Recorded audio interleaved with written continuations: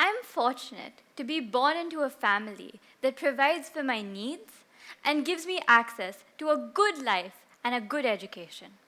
However, whenever I step out of my home or my school, I realize that life's not the same for everyone. From my bubble, the world to me looks like a happy and a fair place. But when I step out of my bubble, I see children like me barely having the resources to pay for their education. I see dogs on the street needing help, and I see people toiling to have their basic needs met. When I look at the brighter side, I feel happy and alive. But when I look at the other side, I feel a pang in my heart. For most part in life, I'm happy. But this pang is something that has been with me throughout. Right from when I was a child to now, this feeling follows every time I step out of my bubble. Hi, I'm Samyuktha, and today I'm here to talk about how small actions can lead to a big impact. It was the middle of summer, and I didn't have much to do. My helper had brought her child home and was talking about how she was struggling with her studies. It was then my parents suggested, why not tutor her?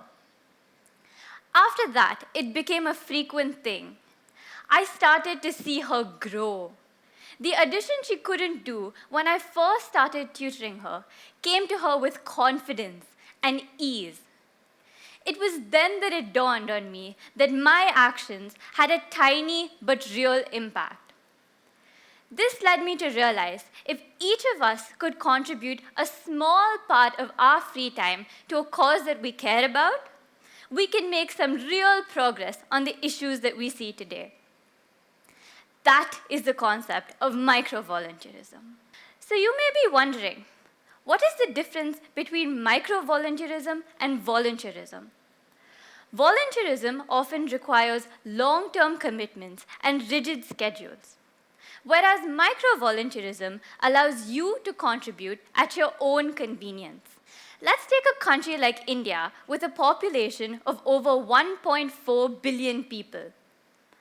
Volunteering can be a great way to address some of our issues as a community. However, there is a slight challenge. Only 13% of our population actively volunteers. Now, this may be due to a number of reasons, some of which may include perceived effort involved, fixed schedules, and long-term time commitments. Here's where micro-volunteerism can help bridge the gap. Micro-volunteerism is a simple concept. It's about making a difference in bite-sized pieces. It's a concept that enables individuals to contribute regardless of their busy schedules or routines. Micro-volunteerism has three main benefits: time, flexibility, and skill. First, let's look at time. Micro-volunteerism gives you the ability to contribute for however long you want, whether it be 10 minutes, 30 minutes, or an hour. Second is flexibility. Micro-volunteering can be done from anywhere, at any time, or on any device. This can be a great way to contribute when you have a few spare minutes or hours. Next, let's look at skill. Micro-volunteering gives you the ability to contribute regardless of the skill set you possess, and it can also help you develop existing ones. Micro-volunteering gives you the freedom to design your own volunteering journey. You choose what you want to do and how you want to do it. Next, let's take education for instance. India is a country whose future depends on educating its children, yet millions are still out of school.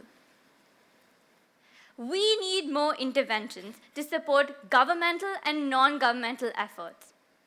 We need more volunteers. So we can start by asking a few simple questions. Does volunteering to tutor mean we have to commute long distances? Does it mean we have to commit to rigid schedules? Or can we find smaller yet impactful ways to make a difference? If we look around our own world, there are micro-communities that exist around us. There are drivers, helpers, electricians, and others needing help with their children's education. That can be a starting point. Whether it be once a week for an hour or whenever you have the free time, it can make a great difference to that child's life. From my experience tutoring my helper's daughter, I've learned simply engaging with them can indeed make a difference. While this is a small start, there are other avenues to contribute to, such as supporting NGOs with some of their routine and administrative activities. This can range from social media management to content creation, or simply just hanging around to perform a couple of tasks. A few months ago, I volunteered with an NGO remotely as I found it difficult to commute to the center on a weekly basis. This role involved creating worksheets and lesson plans for the children over there. A prime example of how micro-volunteering can be done remotely, yet achieve the same impact. While these actions may seem small, it can often have a compounding effect and can lead to a greater outcome. Next, I'd like to talk about coastal pollution. A lot of us live close to the shoreline, and beaches are a great way to spend our time. However, every time we go to the beach, what often catches our sight is a litter that's all over the sands and the oceans. Now, while this may seem innocuous, the same litter ends up polluting our oceans and causing destruction to our marine ecosystems. This indirectly impacts us through the food chain. As a child, I had a big aspiration of cleaning up all the beaches around me. But you know what? That didn't really work out for me. Regular beach cleanups may seem like an obvious solution, but it often requires a lot of our time and is not a scalable solution. We need to address this challenge at its root by creating awareness. This can be about creating awareness about the various ways of managing trash, specifically plastic, and can also be about highlighting the importance of reduce, reuse, and recycle. This principle can be communicated to beachgoers and vendors in your local community. These are small acts that can be done at our own convenience, but it does contribute to the overall cause and can have a big impact. A prime example of micro-volunteerism in action. Lastly, I'd like to talk about something that's very close to my heart: animal welfare. I've always loved animals and have wanted to care for them every time I saw them on the street. When we moved homes, I adopted 2 stray puppies. But when the third one came along, I realized it was not a sustainable solution to keep adopting puppies. It was then I started volunteering with a well-known animal welfare NGO in my community. This gave me the opportunity to care for a lot of animals. The way this organization taps on the community for support is a prime example of micro-volunteerism. The organization relies on students as well as corporates who come during their weekends to contribute towards animal welfare. While some of these volunteers are regulars, a lot of them come at their own convenience when it suits their schedule. However, one thing that continues to catch my eye every time I go to the shelter is the sheer number of animals in the shelter.